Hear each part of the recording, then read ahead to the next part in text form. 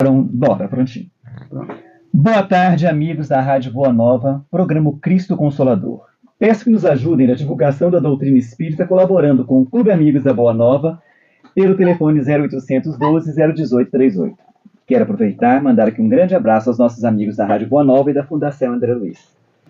Hoje nós estamos aqui com a Tatiana Xavier, com a Ana Ricardina e o Alexandre. A Tatiana vai trazer para a gente hoje o amor na constelação familiar. Boa noite. Boa tarde, Ana. Boa tarde, Jorge. Boa tarde, Tatiana. Boa tarde, Alexandre. Boa tarde, ouvintes e agora também nossos amigos e telespectadores. Boa tarde, Tatiana. Boa tarde, Jorge. Boa tarde, Ana. Boa tarde. Boa tarde a todos.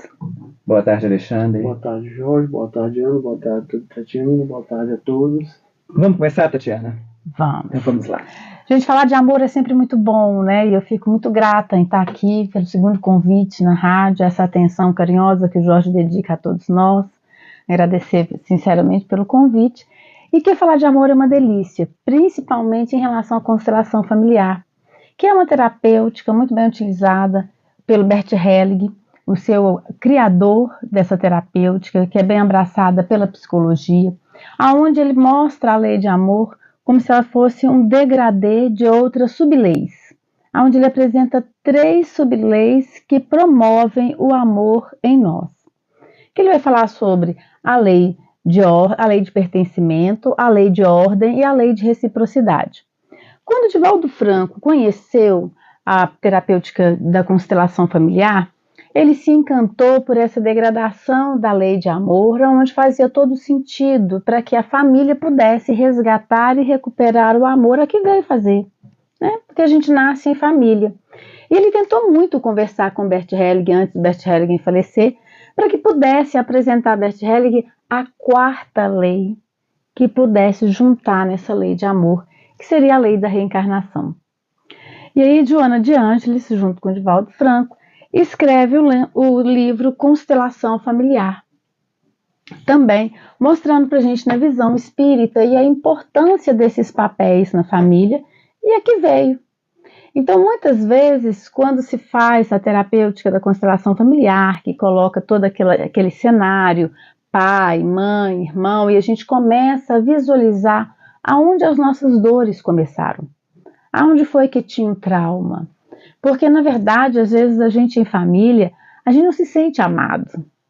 Não é o quanto os nossos pais nos amaram, porque provavelmente, raríssimas exceções, os pais sempre amam. Mas o quanto eu me sinto amado ou não. E provavelmente eu tenho ferido essas leis. E aí começa a fazer todo sentido. Se a gente pensar aqui entre nós, será que a gente fazer uma recapitulação, a gente de fato se sentiu amado pelo pai, pela mãe? A gente se sentiu amado, acolhido nessa família consanguínea, a qual veio presentear nessa encarnação? Quais foram os momentos em que a gente acredita que faltou amor? Aí vem essa constelação, para onde a gente possa voltar com essas emoções novamente, em personagens, porque tudo que nós sentimos, vivenciamos, fica gravado no inconsciente coletivo, muito bem apresentado por Carl Gustav Jung, quando ele apresenta na psicanálise o inconsciente coletivo. E é nesse campo do inconsciente coletivo que se dá a manifestação ali, o campo onde a gente pode montar a nossa constelação e ter essa visão mais ampla, aonde as emoções permearam ali em nossa árvore geológica, mostrando nossos antepassados, as gerações anteriores e como que a gente se situa nisso tudo.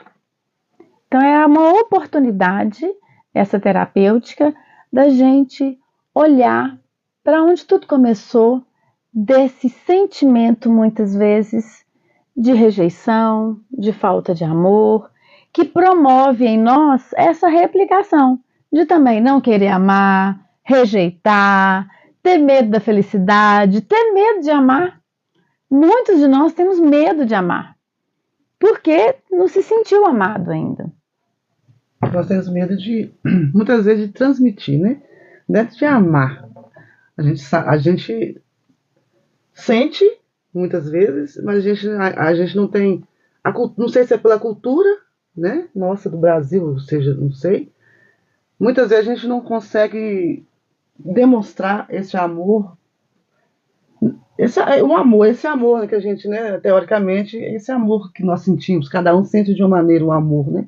Eu acho que é mais cultural, tá na mais cultural, igual você diz assim, você mostrar que você ama, tá mais cultural, porque, igual você mesmo falou, vamos olhar para trás, né? Eu tô olhando para trás como pessoa, né? Como meus antepassados, dos meus pais, dos meus avós, ensinou que não.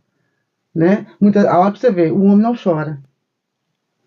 Né? Crueldade, né? Crueldade. O homem não chora, o homem não pode chorar. Não tem lágrima.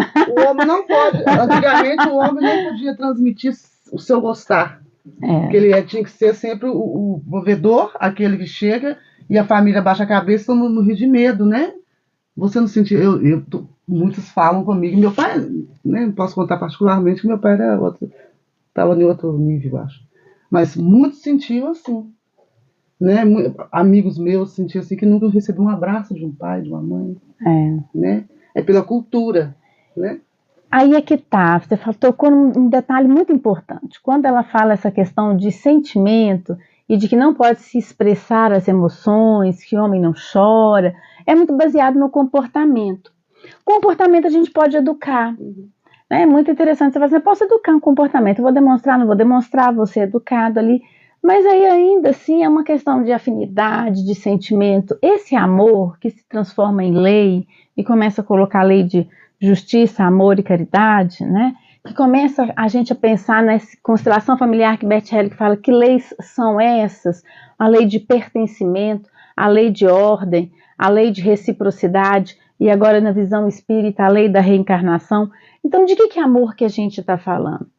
Aí a gente está falando no amor que é o amor de decisão, não é um amor de comportamento e nem um amor de afinidade. Por isso que é um amor tão de decisão que no Evangelho segundo o Espiritismo e na fala do Cristo é muito claro, amai os vossos inimigos. Aí você fala, bom, como é que a gente vai ter um comportamento, então, de amar os inimigos? Qual é a afinidade que eu ia ter com os meus inimigos? De que amor é esse? Que é um amor um pouquinho maior do que a gente consegue visualizar aqui entre os homens. Então, esse é o amor decisão. É o amor que no Evangelho segundo o Espiritismo, no capítulo 11, no item 8, intitulado Lei de Amor, vai falar que o amor ele é o instinto elevado à altura do sentimento. Então, há ali uma força mecânica animal que começa no instinto de reação, passando pelas emoções ali, começando as emoções primárias, que vai ser maturada, vai ser trabalhada, chegando na sensação, passada pelo intelecto, até chegar no sentimento, e de todos os sentimentos mais sublime é amor. Mas não é esse amor vulgar, que é o que Lázaro nos conta nesse item. Ele fala que é esse sol que irradia e que aquece toda a vida no planeta, fazendo um sentido e uma integralidade, em uma unidade. Então é um amor que eu preciso me decidir. Não é um amor aonde eu vou, talvez ali, até naquela situação das famílias antigas, que você não tinha intimidade familiar, né? Mas o amor era presente. Aí a gente fala, como é que acontece isso? Então, na hora que a gente vai a campo e faz aquela representação da família, com aqueles membros que ora pode estar desencarnado, ora pode estar encarnado, aonde todos acessam o campo do inconsciente coletivo e cada um começa a representar, sem saber quais personagens estão representando, aquelas emoções que ele vem porque acessaram o campo da constelação daquele que está constelando, daquele que está querendo olhar para a própria constelação. Então, isso faz parte de uma terapêutica. Mas nós não precisamos toda vez ir a campo e olhar a nossa constelação para entender quais são as nossas decisões para amar. Se eu já consigo entender essas 4 leis, eu consigo ver essa questão dessa sensação, desse sentimento que às vezes eu estou guardando para não demonstrar, ou agora eu posso demonstrar, mas ainda é muito do instinto e da sensação, e não aquela decisão de que eu tomando essa atitude, eu decidindo aqui, vai ser bom para mim, para o meu pai, para minha mãe, para todo mundo, ao mesmo tempo. Então, as famílias tradicionais, vitorianas, naquela época, no século passado, elas eram uma família de papéis, mas tinham umas decisões em busca do melhor para um todo, mas não tinha intimidade. Com a falta de intimidade, muitos de nós não nos sentíamos amados, porque nós queríamos o amor, a afinidade, né? Quando a gente olha para essa constelação, você consegue perceber os papéis de cada um. Aonde imaginamos uma família, essa parte dessa encarnação como se fosse um barco, o pai dono do barco, a mãe remando, a ordem de quem veio primeiro sendo respeitada, o irmão mais velho. O irmão mais velho tinha uma autoridade nas famílias, uma hierarquia, uma ordem, não é bem uma questão só de uma hierarquia, mas de posição de ordem. Então, os mais velhos precisam ser considerados e respeitados porque foram graças ao desenvolvimento deles que nós chegamos aqui. E é o que fala o Livro dos Espíritos, se não me falha a memória, na questão 685b, quando fala que a gente precisa cuidar dos nossos idosos, né? A gente precisa olhar para como é que foi, né? Qual que é essa decisão. Hoje em dia a gente tem muitas avós e a gente pergunta, na internet tem bastante disso, né? Fala assim, você pode escolher seu marido? Aí a avó fala assim, não. Aí ela não dá um passo, e a netinha vai lá e dá mais um passo, você já viu? E quando vê a neta já pôde fazer tudo, e aí a avó fala, então valeu a pena tudo que eu passei. É como você buscasse lá na sua origem, naquela constelação, toda a força de ter rompido barreiras para você poder agora realmente, olha, eu fui amada. Então você quer dizer... Eu sou amada pela minha história. Então você quer dizer que o amor, então, ele não é posto, ele é construído, né? Ah, sempre. Né? Sempre. As pessoas pensam que já nasce com o amor, né? Não, o amor de origem, sim, o amor do pai. Todos nós temos essa centelha. Sim, mas a compreensão desse desenvolvimento desse amor, que a gente precisa, esse amor virtude, esse amor que foi maturado do instinto, a gente precisa realmente trabalhar. É uma construção, né? E eu acho interessante isso que você fala, porque a gente volta lá atrás. Aí você vai ver que todo aquele sofrimento que as pessoas, né, que as nossas avós passaram, nossas bisavós, né, que para elas naquela época era um sofrimento, uma tortura, hoje você vê que valeu a pena, porque foi através daquilo ali é que as coisas foram evoluindo, né? Elas foram aos poucos evoluindo. Então, quer dizer, aí você vê que é aquilo, né, a evolução. Ela não dá salto, ela vai aos poucos, né? Então eu acho bacana isso que você fala com relação aos idosos. Gente, eu acho lindo China, Japão, o respeito pelos idosos.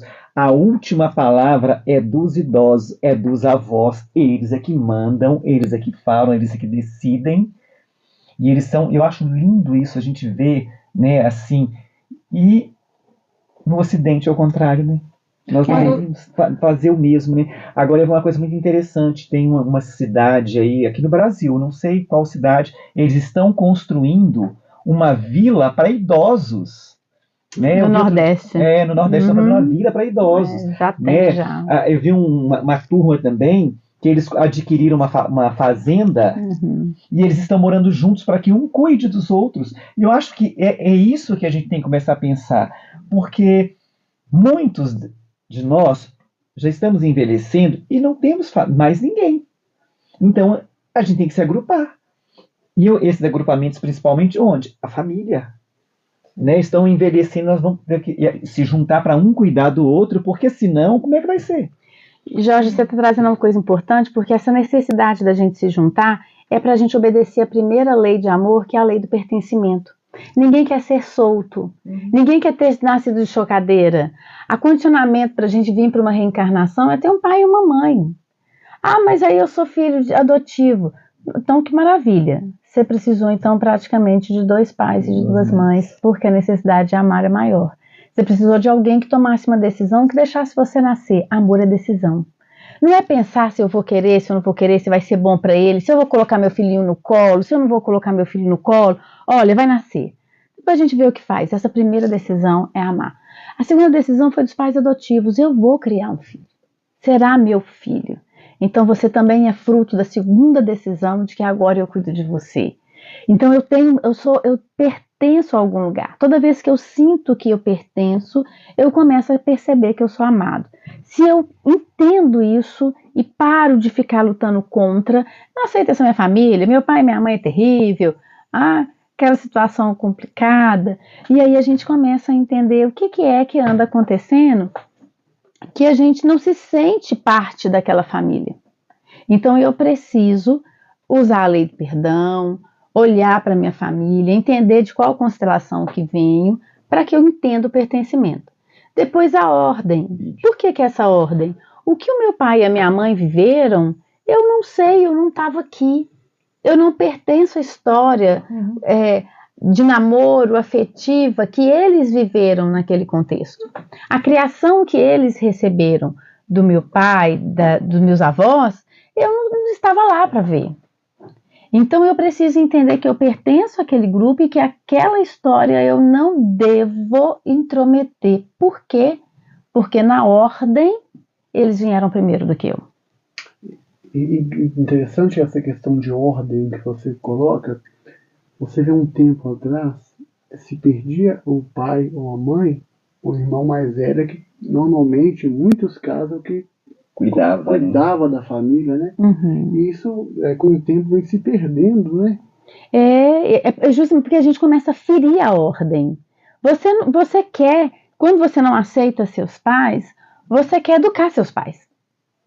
Então você fala assim, meu pai está errado nisso, meu pai está errado aqui. Grande coisa. Seu pai e sua mãe são espíritos imperfeitos e erro é a coisa mais fácil da gente achar quem quer que seja. Se for nos de casa, melhor ainda, porque você convive ali e sabe em detalhes aonde está o vício em cada um. Agora, essa não é a vantagem.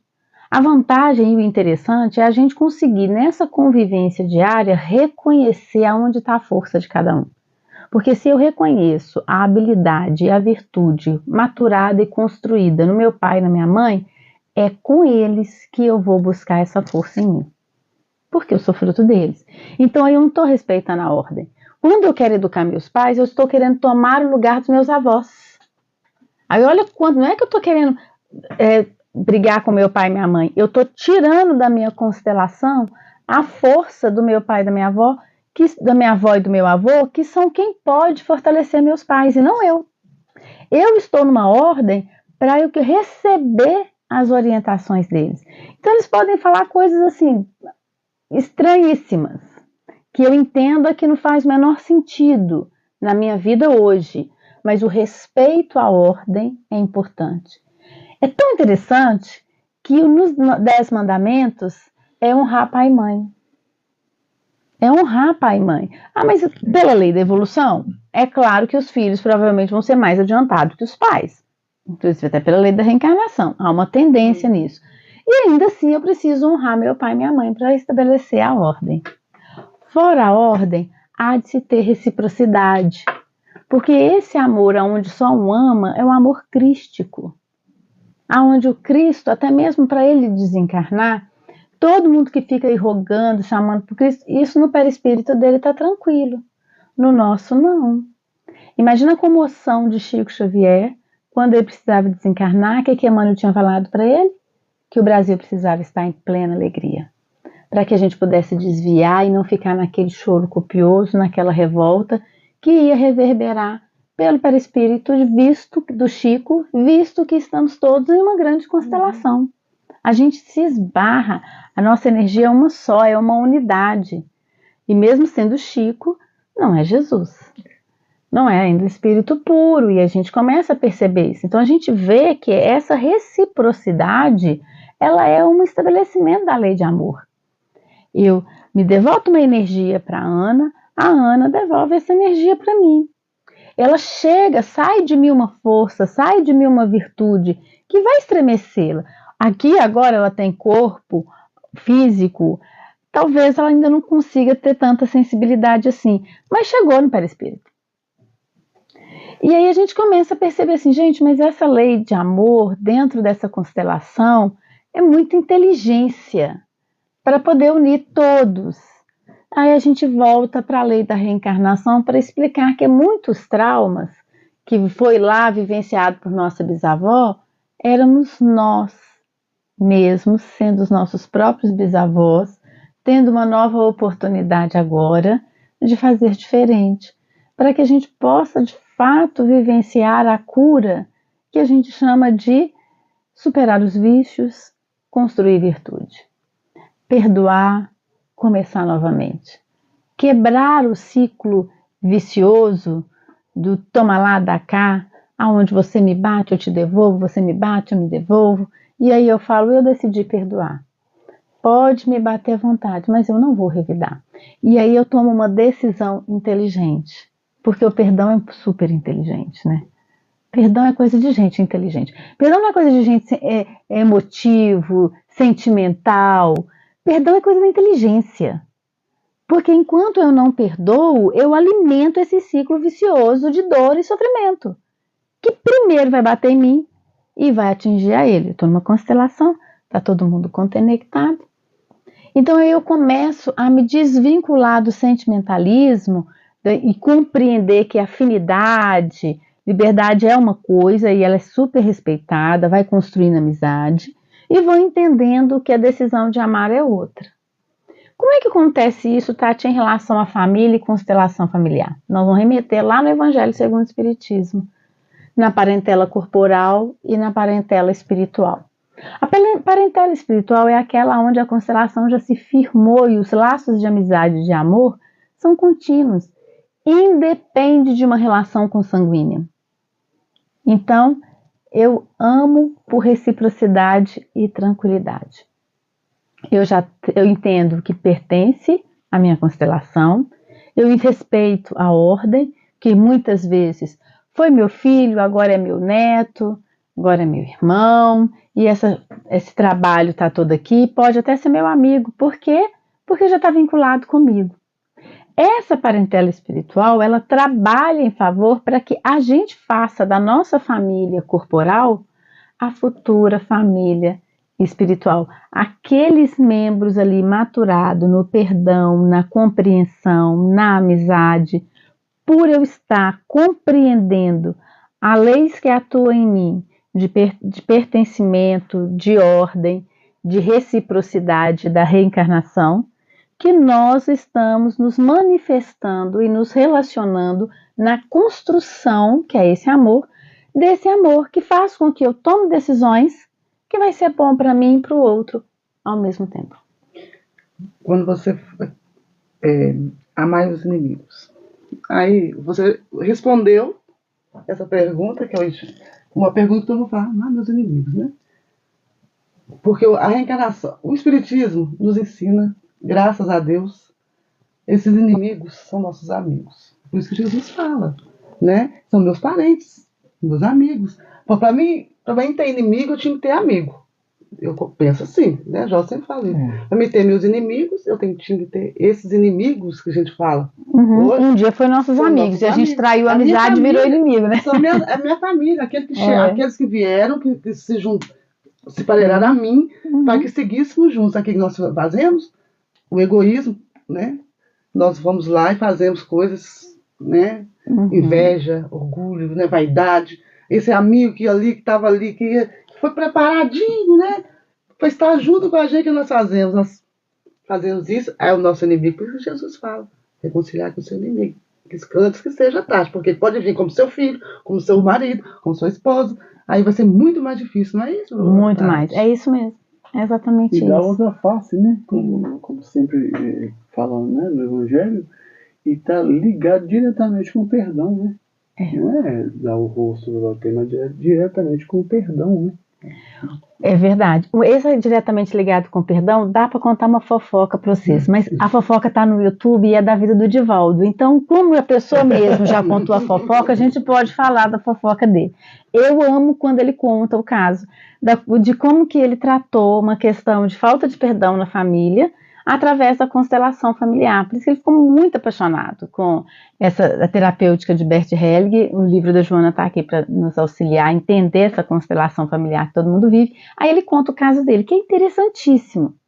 Divaldo é o 13º filho de uma família. Nem é brinquedo não, né, gente? O pessoal no interior da Bahia, vou te falar, trabalhava afetivamente, viu? Não era fácil, não era? Pois é. Então ele é família tradicional. Imagina, o Divaldo hoje está com 97, 98? 98, né? Acho que é 98, nem sei se é 98, 99. Então, você imagina, né? É o tempo dos pais do Divaldo, como é que isso era. Então ele teve uma irmã, e essa irmã do Divaldo não gostava do pai de jeito nenhum. Ela odiava o pai. E o Divaldo, ele era de família católica, tradicional. O pai era um católico, assim, não muito praticante, mas tinha que dar uma satisfação em Feira de Santana, interior da Bahia, para toda aquela comunidade. E vocês sabem como é que é interior. Ninguém fala da vida de ninguém, nem muito menos quer saber da vida do outro, né? E Divaldo, então, começou a ver espírito. E tinha aquela rivalidade toda, porque o pai falava que ele não podia falar que via espírito, que ele tinha que falar que era o demônio da igreja católica. Divaldo até adora isso, porque ele fala assim, era um jeito dela se vingar da igreja, porque já que é o demônio, tem que ser da igreja católica. E aí ele conta que quando ele começou a entender que ele via espírito e que ele entendeu da terapêutica do culto no lar, ele começava a fazer o culto no lar. Mas a irmã era tão rebelde que ela trancava a porta. Aí ele foi lá e tirou a maçaneta da porta, fazia o culto do evangélico mais alto, e ela falava para ele assim, ele já chegou, a irmã já conseguia sentir a vibração do pai chegando a mais de 500 metros, não tinha internet, não tinha celular para a gente poder ver nada disso, mas ela já sentia pela vibração, tamanha repulsa até então e ódio que tinha do pai. E aí ele fala que uma vez ele com o pai dele, andando de ônibus, o pai dele pergunta para ele, sua irmã me odeia? Aí ele fala, odeia. Ele fala assim, que eu não gostava de nem perguntar para ele, que se perguntasse ele ia ter que responder. Pela verdade. Aí ele fala assim, você acha que se ela pudesse ela me mataria? Que o Divaldo falou sim, se ela pudesse ela te mataria. Aí ele reconhece, pois eu também. Eu tenho que planejar como é que eu vou matar ela. Porque é uma força que se eu pudesse. Aí diz Divaldo, quando ele começa a contar, Divaldo vê a cena de uma cidade na Europa, ainda assim, parece alguma da Alemanha, não sei ao certo, e aí vê aquele homem que conseguiu cuidar de algumas escravas brancas para questões sexuais, e ele tinha tirado essa que era a irmã dele da família, do marido, o marido tinha morrido, ele tinha pego ela, e era a preferida dele. Então ele a explorava, até que um homem se apaixonou por ela, casou e ele foi lá e matou esse homem. E matou ela porque ela se apaixonou por ele. Então o pai do Divaldo tinha matado a irmã numa outra reencarnação. E nessa encarnação agora ele tinha dado a vida para ela. Mas eles traziam em si esse ranço, essa marca, essa situação de que eles já se pertenciam em alguma outra constelação, replica nessa reencarnação e o ódio ainda continua presente. Quando o pai do Divaldo já estava mais velho, ele começa a compreender, a irmã do Divaldo ainda muito jovem, ela tinha muitas dores, cólicas menstruais, então ele conta que eram uns 15 dias essa irmã de grande sofrimento, até que ele consegue ver o obsessor da irmã. E o obsessor conta que ele então era aquele homem que tinha apaixonado por ela, que ia casar, que por ela ter apaixonado por ele, o pai na outra encarnação, que é pai dela agora, tinha matado ela. Então ele fazia a obsessão justamente na parte sexual. Então imagina o trama dessa constelação. Quando o pai do Divaldo fica mais velho e já perto assim, de mais fraco, doente, o Divaldo traz o pai para a Mansão do Caminho. Trazendo o pai para a Mansão do Caminho, e os espíritos começam a avisar que já estava perto da desencarnação, de uns 3 dias a 4 dias mais ou menos. Divaldo chama toda a família para poder despedir. A irmã dele fala, não quero, não vou. Aí o Divaldo fala com ela, olha, pensa bem, custa, fala que você vai perdoar. perdoa, não deixa para a próxima encarnação, porque você vai vir muito dolorida, vai vir muito machucada, vai vir numa situação muito pior, ele também, não custa. Aí ela falou assim, você faz por mim? Aí ela fala, eu vou fazer por você. Você vai comigo? Ele falou, vou. Ele vai de mão dada, entra no quarto, e aí na hora que o pai ali já estava quase em pré-coma, que ele avista a filha, aí ele fala pela primeira vez, minha filha. Aí chama ela, se refere a ela, minha filha. Ele não a chamava ela de filha, só falava para o Divaldo, sua irmã, e ela referia ao pai a encarnação inteira como aquele homem, porque não conseguia vê-lo como pai.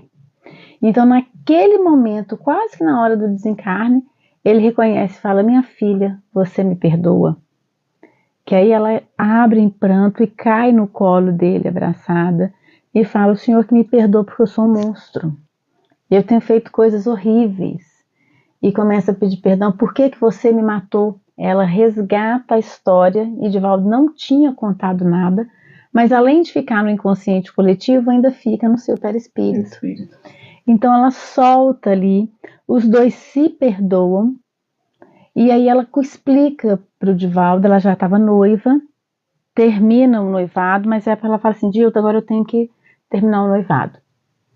Eu tinha pelo meu pai um desejo sexual enorme, eu o amava, o homem que eu amava morreu, e a minha raiva era porque como que eu podia amar desse jeito o meu próprio pai? E aí ele falava, amar você pode, amar todo mundo pode, não pode é realmente cometer o ato sexual com o pai. Você vai ter que segurar isso mesmo, vocês vão ter que segurar. Foi a forma até inconsciente de você segurar. Então agora eu vou terminar o noivado, terminou o noivado, o noivo ainda foi falar com o Divaldo fala assim, tudo acaba para mim, as pessoas vêm conversar comigo. E ali ele consegue resolver, ele chamou a mãe dele na hora do perdão ali, ele chama a mãe no quarto, e fala, mãe, a senhora sempre vai remar nosso barco. Pai, você vai ser o dono do barco. Olha para a irmã dele, vivendo aquele drama todo, e fala, você sempre será modelo para mim, porque você é mais velha que eu. Então essa história dela não envergonharia e nem colocaria ela como rebaixada, o que a gente muitas vezes faz aqui, ferindo a ordem. Ele não, ele a exalta e coloca ela no lugar que ela pertence dentro da constelação. Se ela é a irmã mais velha, ela é modelo para ele. Não interessa. Não é modelo para você fazer as mesmas coisas, mas de honra. Eu não vou tomar o lugar do meu irmão. O lugar é dele. A gente adora isso, né? Competir, dar atenção e tudo, não. Então, ó, ele é mais velho, é ele, pronto. O orgulho, o egoísmo também, que querer só o holofote dos pais só para si. Então, Divaldo faz a terapêutica da constelação e ele diz, naquela época eu nem sabia que existia essa terapêutica. E olha como que aquilo funcionou, o perdão restabeleceu, essa irmã ficou muito mais calma, o obsessor também foi perdoado. Então a importância da gente compreender, mas a gente só perdoa quando a gente compreende. E a constelação familiar nos dá essa visibilidade de ver como que o amor se move em nós, na constelação familiar. É tão difícil pra gente nos perdoar, né? Pra gente perdoar outros, não é difícil, não é? Você tava falando, eu tô pensando, assim, é difícil a gente mesmo nos perdoar. É o passado, né, Ana? Não é? O passado, Não é os erros do passado, é difícil você trabalhar isso. As pessoas estão escutando aqui música, eu pensando na mesma coisa, você falando. Como é que eu vou me perdoar, né? Como eu vou me perdoar? Como ela também não se perdoava, né? É porque a gente não se conhece. A gente atribui uma personalidade ou uma determinada postura, determinados valores em nós que ainda não temos. Principalmente nós que abraçamos alguma religião, porque você conhece testemunhos de vários vultos e a gente só conhece o lado praticamente bom, glorioso deles. Então você fala de Chico Xavier, você vai falar da missão de Chico. E todo mundo então quer ter aquelas virtudes de Chico Xavier. Alguém quer trabalhar a virtude? Você vai querer ser ridicularizado? Você vai querer ser humilhado? Você vai querer uma ferida? Você vai ter ferida? Você vai querer ficar órfão cedo de mãe? Você vai querer começar a trabalhar aos 6 anos de idade? E na verdade, Tati, a gente cria uma persona que a gente não é, né? Não é. É uma fantasia, Uma devido ao fantasia, orgulho. né? Aí é esse orgulho que não me deixa me perdoar. Porque na hora que eu me conheço e vejo que eu sou comum, igual a todo mundo, que não tem privilégio, e que o fato de eu abraçar uma religião não me faz uma estrela na testa. Melhor que ninguém. Ninguém. Se você não acha que eu boto sempre nessa tecla, sabe? Uhum. Que nós estamos, primeiro nós espíritas, achando que somos espíritas demais, espírito demais, não somos humanos. Você não acha? Porque a gente se coloca muito no diferente, né? Porque nós somos humanos. Se somos humanos, o Chico fala muito, nós falávamos também entre linhas, ele não falava tal. Se a gente é humano, nós temos que ser humanos, viver como humanos, errar como humanos. Sim. E nós não fazemos isso. Principalmente os Capítulo espíritos, 17, né? Evangelho segundo o Sim. Espiritismo. Seres perfeitos e na terra como os homens Como comuns. somos comuns. Aí nós fazemos o quê? Principalmente nós espíritas. Erramos, parece que o mundo acabou naquele dia. Nem admite, Nem né? admite que o erro está aí. Ô, Anny, sabe Né? outra coisa que eu acho, em cima disso que você está falando, muito complicado? Que às vezes nós nem achamos, mas as pessoas que estão de fora Também. acham nós espíritas diferente. Dos outros. E a gente, aí que está o nosso erro, nós assimilamos isso e achamos que somos. Sabe, eu acho que esse é um dos erros maiores que a gente O tem. problema é esse, a gente não tem que humanizar. achar que Nós não estamos nos humanizando. Tem um estudo sobre isso, que eu estava até olhando na internet, que eu me Filho achei. do homem. Eu estava até tentando, assim, um tema assim, que as pessoas têm que entender, porque nós principalmente espíritas, os evangélicos, todos que estão numa religião, não se humanizam. Por exemplo, acontece uma coisa, porque ele tinha que passar por aqui, a gente passa como se fosse normal, Sim. não é? A humanizar. Nós precisamos começar nas igrejas, de todas as religiões, falar sobre isso numa palestra. Porque a vaidade pessoas- fala muito alto. Não, né? não é só a vaidade, não, nossa. porque a gente pensa Eu acho. isso, entendeu? Olha, a minha visão. A doutrina espírita não te proíbe de nada. Mas nós nos proibimos. Nós nos boicotamos. Porque, é como a Ana falou, somos humanos. Estamos sujeitos a falhas, mas nós cobramos, nós não podemos falhar porque nós somos espírita. Uhum. Eu não posso falhar porque eu sou espírita. Às vezes você está com vontade de fazer aqui. Não posso fazer porque eu sou espírita. Gente, mas você está deixando de fazer isso por causa da religião, não é porque você quer. Né? Então, quer dizer, aí eu te pergunto, não é a doutrina que te proíbe, é você que se proíbe. Né? Porque é aquela coisa, é o que você falou, as pessoas começam a endeusar a gente, que a gente é muito bom, que a gente é isso. Aí o que a gente quer fazer? A gente quer manter. Quer mostrar. Apoio. Isso, mostrar isso para as pessoas. Você quer ser forte sem realmente você ser forte. Né? Você quer desmoronar, mas eu não posso desmoronar porque eu sou espírita e as pessoas acham que eu sou uma Às vezes fortaleza. nem está preparado, não, Jorge? Quando coloca no Evangelho, está no Evangelho, eu acho, escândalo. Você Eu gosto sabe que muito, escândalo tem, gosto muito, mas ai daquele eu gosto muito de estudar esses teminhas assim, por isso. Quando Jesus fala o escândalo é necessário, as pessoas pensam assim, não é para os outros não, gente. Não é para os outros de fora. O escândalo é necessário para a gente. Porque se a gente não viver, principalmente muitos espíritos, igual o Jorge falou, fica pisando em ovos. A gente não torce o orgulho, né? Não joga o orgulho fora. E não vive numa Uma redoma. Aí quando chega lá, nós voltamos para o plano espiritual, gatinhando. Eu quero voltar em pé, eu falei isso com o Jó. Eu quero voltar de pé, sabendo meus erros e meus acertos. Porque a gente só fica pensando muito nos erros. Mas e meus acertos? Se eu cheguei até aqui, gente, eu estou no mundo agora de provas e expiações. É o medo que a gente tem da condenação. Né? Nós condenamos muito como hábito. E trazemos em nosso perispírito a maior condenação que os homens já podem ter feito para alguém, que é a condenação do Cristo. Nós condenamos o amor na terra. E isso ainda marca e nos fere até hoje. E é necessário a gente começar a perceber que não existe condenação quando se fala de amor. Só há reparação. Então, na hora que a gente percebe isso, a gente tem que buscar a reparação. Porque não é o erro que faz a gente aprender. Não é o escândalo em si. Mas é a capacidade de sobreviver a ele, de aprender com ele. Então eu vou reparar esse escândalo. E aí, quando eu passo na conscientização que eu sou capaz de reparar todos os escândalos, todos os erros que eu cometi e que não há pressa para isso, eu vou recuperar um por um. Porque as nossas questões é de velocidade. Então, você quer que seu pai e sua mãe sejam perfeitos nessa encarnação, eles não vão ser e nem você será. E para de corrigir seu pai e sua mãe, porque você está roubando o lugar de sua avó e do seu avô. Mas minha avó e meu avô não estão aqui, mas da onde eles estão? A gente sabe que são espíritos, eles estão cuidando do seu pai e de sua mãe. Agora você tem que receber o cuidado dos seus pais.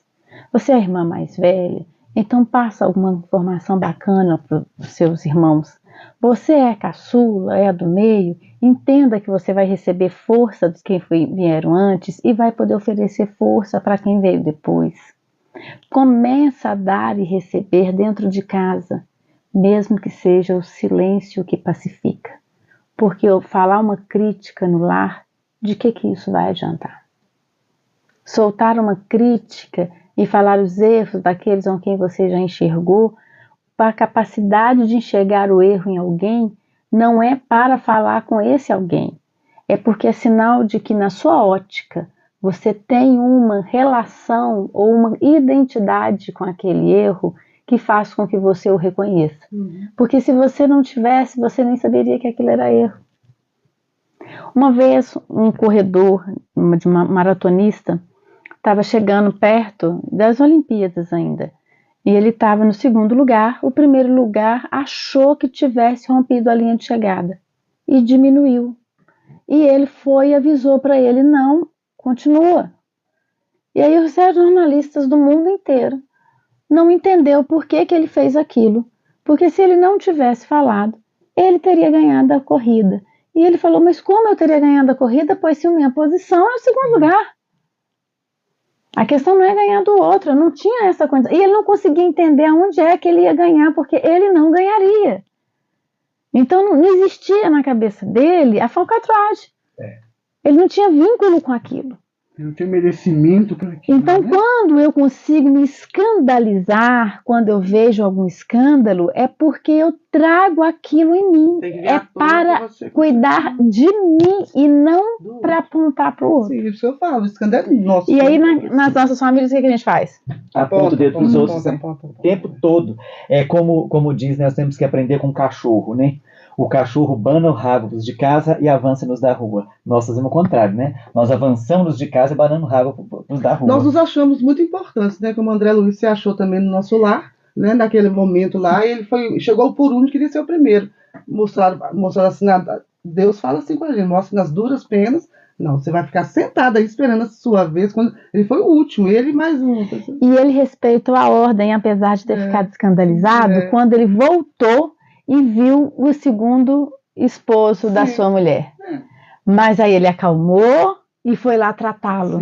Olha a ordem, olha a lei de amor, olha como é que é importante. Geralmente, quando nós ferimos o amor, nós ferimos nessas 4 leis de degradação. Ou a do pertencimento, ou a da ordem, da reciprocidade, ou da reencarnação. Engraçado. Não esqueça que muitos aqui, ou quase todos, já acompanharam com a gente em outras épocas. Com certeza. E uma coisa interessante, que se a gente for observar, gente, as leis de Deus são todas reparadoras. Sim. As leis humanas punem, elas são punitivas. As leis de Deus não. Elas reparam, elas te fazem reparar o seu erro. Ela nunca te condena, né? Ela faz com que você veja o seu erro, entenda e busque a reparação. Jorge, no dia que a gente compreender essa verdade, nós não teremos medo de errar mais. E muito menos dificuldade de nos perdoar. É misericórdia o tempo todo, né, João? Misericórdia o tempo todo, sem punição. É misericórdia, misericórdia. E acho interessante isso que você falou com relação ao Chico. Gente, eu fico lembrando aqui, viajando, quando Maria é escolhida para vir como mãe de Jesus, qual a primeira coisa que ela pediu? Eu aceito, com uma condição. Quero ir sem privilégio algum. E quero trabalhar até na última hora para preparar o mundo para que ele possa. Você vê a história de Maria, Jorge? A Maria sempre viveu foi à margem de todo. A história não fala assim, Maria, sempre é porque ela sabia o seu O potencial, papel dela, ela sabia né? o papel Ela dela. sabia Né? o papel dela, e Jesus sabia também do seu potencial.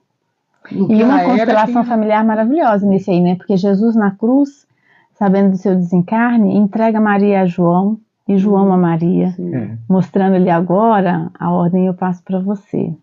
Eu acho lindo isso. É uma coisa interessante e é um assunto gostoso, um assunto bom, né? Bom, meus amigos, infelizmente chegamos ao final do nosso programa, né? Queria agradecer a Tatiana, foi maravilhoso o estudo. Obrigada, Jorge. Eu que agradeço. Muito bom conversar com vocês, estar aqui. Ana, obrigado. Jorge, obrigado a você, viu? Alexandre. Obrigado a você, gente. Programa Cristo Consolador. Todas as sextas-feiras, às 17 horas, aqui na nossa Rádio Boa Nova. E com um detalhe, com uma reprise na terça-feira, às 23 horas. Peço que nos ajudem na divulgação da doutrina espírita, colaborando com o Clube Amigos da Boa Nova pelo telefone 0812-01838. Um grande abraço a todos, obrigado pela audiência, fiquem com Deus e até o próximo programa.